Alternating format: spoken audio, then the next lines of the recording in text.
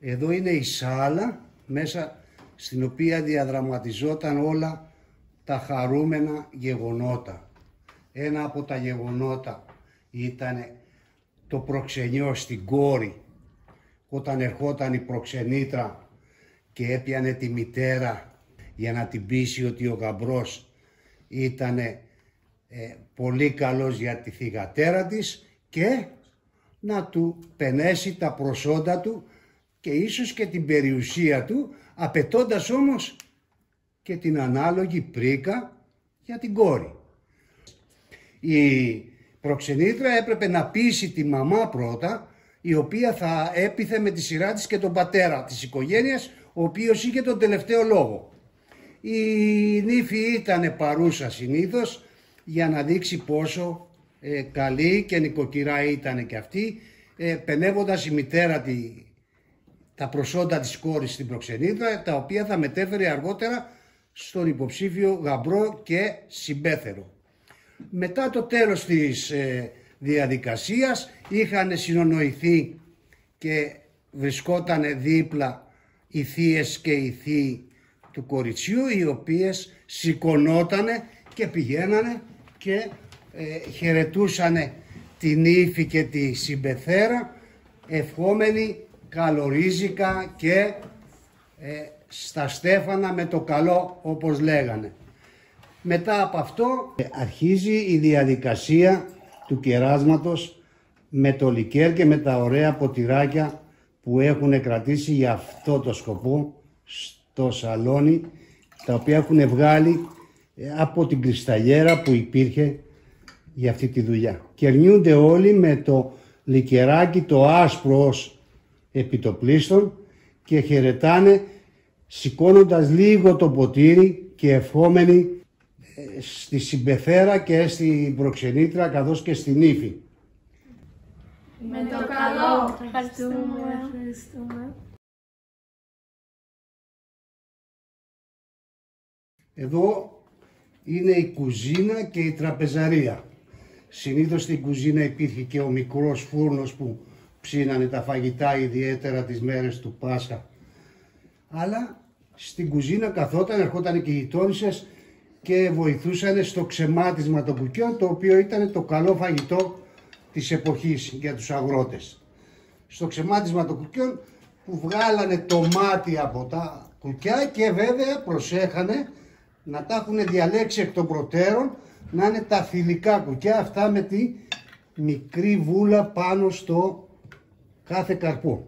Στην τραπεζαρία βέβαια γινόταν και το καθιερωμένο κουτσομπολιό, το κουσέλι όπως το λέγανε τότε και τώρα, και μαθαίνανε ποιος αραγωνιάζεται πια, ποιος κλέφτηκε με πια, ποιος χτύπησε τη γυναίκα του και οτιδήποτε γινότανε τότε στα χωριά μας.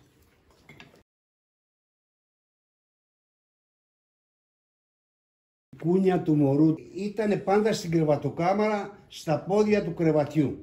Η μητέρα μετά από το σαραντισμό της πήγαινε στα χωράφια μαζί με τον άντρα της και τον πεθερό, γιατί έπρεπε να βοηθήσει στις αγροτικές δουλειές. Το μωρό το είχε υπό την επίβλεψή της συνήθως η γιαγιά ή κάποια θεία που έμενε μαζί με το ζευγάρι και το περιποιούταν ιδιαίτερα, αλλά τότε τα μωρά κλαίγανε περισσότερο γιατί είχαν αυτό που λέγανε κυλόπονους, δηλαδή είχαν κολικούς όσο ήταν μικρά.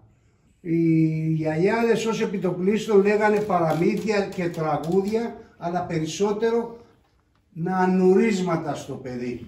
Ένα από τα ωραία νανουρίσματα που ακουγότανε ήτανε «Κοιμήσου αγγελούδι μου, κι η τύχη σου δουλεύει. Κοιμήσου και παρήγγυλα στην πόλη τα αρματά σου, αν ήτανε αγόρι, ή τα πρικιά σου, αν ήτανε κορίτσι. Κοιμήσου και παρήγγυλα στην πόλη τα πρικιά σου, στη Βενετιά τα ρούχα σου και τα χρυσαφικά σου». Και έτσι περνούσε η μέρα μεταξύ νταντέματος και μαγειρέματος, γιατί έπρεπε να έχει έτοιμο φαγητό όταν γύριζε το ζευγάρι από την εξοχή, έπρεπε να βρει κάτι να φάει.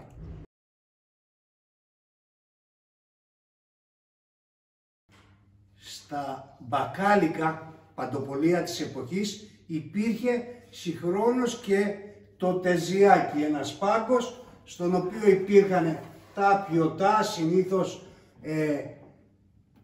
σούμα, ούζο, ρακί και κονιάκ. Το κονιάκ σερβιριζόταν με μία καραμέλα για μεζέ, ενώ το ούζο, το ρακί όπως το λέγανε τότε, σερβιριζόταν σε ένα πιατάκι με 2 ελιές, 3, καμιά φορά σερβιριζόταν και με στραγάλια. 2-3 ελιές, ένα κομμάτι ψωμί και τίποτα άλλο και ευχαριστιόταν. Επίσης στο ίδιο μαγαζί, αν είχε χώρο, στεγαζόταν και το κουρείο, το οποίο πολλές φορές έκανε ο κουρέας και τον οδοντογιατρό. Παλαιότερα βάζανε και βδέλες για να κάνουν αφέμαξη διαπάσαν νόσων. Στο καφενείο υπήρχε επίσης η ντάμα σαν επιτραπέζιο τραπέζι. Αργότερα προσθέθηκε και το τάβλι και πολύ αργότερα τα χαρτιά. Οι πελάτες δεν είχαν πάρα πολλές απαιτήσεις, διότι περισσότερο ερχόταν για να ξεφύγουν από το κάματο της ημέρας παρά για να φάνε και να πιούνε. Οι γυναίκες δεν πηγαίνανε τότε στα καφενεία, ποτέ και καμιά δεν πήγαινε, δεν έβλεπες γυναίκα μέσα στο καφενείο, παρά μόνο εάν βοηθούσε στην Παρασκευή των Μεζέδων. Ο καφετζής είχε όμως και τα κατάστιχά του, τα βιβλία του, στα οποία έγραφε τα μερεσέδια. Δεν είχαν όλοι να πληρώσουν, πληρώνανε κατά την εποχή που πληρωνόταν και εκείνη από την παράδοση της μαστίγας και έτσι είχαν την ευχέρεια για μετρητά. Η εποχή των σκηνών, όπως τη λέγανε, άρχισε από το Φλεβάρι, Μάρτι με το κλάδεμα, στη συνέχεια με το σκάψιμο του σκήνου, του εδάφους βέβαια που ήταν φυτεμένα τα σκηνόδεντρα, και στη συνέχεια περιμέναμε να έρθει ο Ιούνιος να γίνει ο καθαρισμός κάτω από το μαστιχόδεντρο, και ο οποίος γινόταν με τα παραδοσιακά τότε εργαλεία, την άμμια, το μυστρί χρησιμοποιούσαν τότε. Στη συνέχεια σκουπίζανε το δέντρο από κάτω και βάζανε το ασπρόχωμα για να πέφτει το μαστίγι σε καθαρό σημείο και να μαζεύεται πιο εύκολα και πιο καθαρά.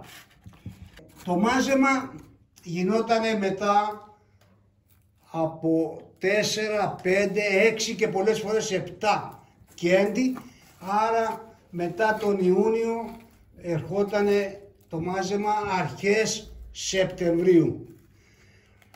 Το μάζεμα γινόταν στην αρχή με το τιμητήρι και έμπαινε μέσα στα πανεράκια κούκουδο.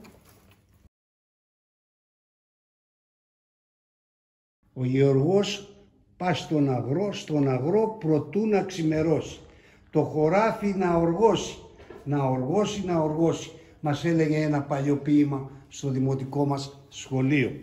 Αργότερα συνέχιζε το ίδιο ποίημα, το σιτάρι να θερήσει και μετά το σιτάρι να ανεμίσει και έτσι γινόταν ο διαχωρισμός του άχυρου από το σιτάρι.